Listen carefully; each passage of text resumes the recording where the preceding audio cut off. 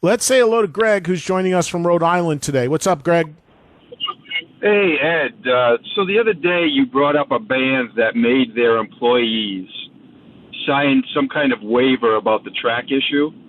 And I think I can guess who it is. If I guess who it is, will you tell me? Nope. It's got to be Shinedown. Not touching it. All right. Well, okay. So that brings me to my worst concert experience with that. And the band was Shinedown, and there were tracks running through every song. There were background vocal tracks. There were keyboard tracks. There were front vocal tracks where he would hide his mouth during certain songs when he was lip syncing, and then he went back to live singing in the same song. And if people think I'm crazy, I'm not, because I saw them and I walked out after 3 songs. I couldn't take it. I mean, it was so, people were going nuts. They were the headliner, and people going nuts, but they weren't really, if you really pay attention, there were tracks running through every friggin' song. So when you brought that up the other day, I immediately thought of Shinedown, because they sell out wherever they go.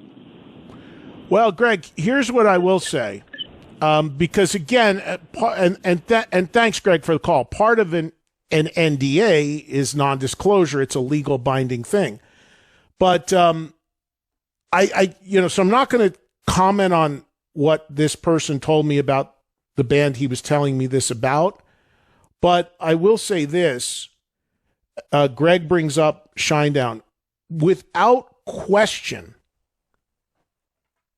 And I have not seen that band live, and I do not know that band. But without question, over the years, that is by far the band that most people call in and talk about the way Greg just talked about. And when I got into this whole thing online, if you remember, one of the many touchstones about all of this was whenever it was with the whole thing with Falling in Reverse, and them canceling a show because they didn't have their computers, their laptops were stolen. And you remember that whole deal with their singer, and he went crazy and whatever. The people that, there was a time where one of the guys in Shinedown got online on social media and started going at me defending the use of tracks. So, but the thing about it is, what his position was that I guess they have songs with orchestration in them. And I've said many times, I don't have a problem if you got orchestration and you're not going to carry an orchestra. I get that. It's not what we're talking about.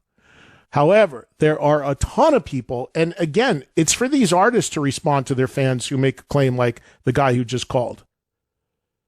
Because there are a ton of people everywhere I go that single that band out.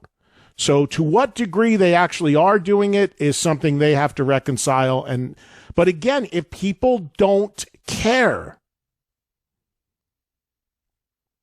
it's every band's going to be doing it. It's only just going to get worse.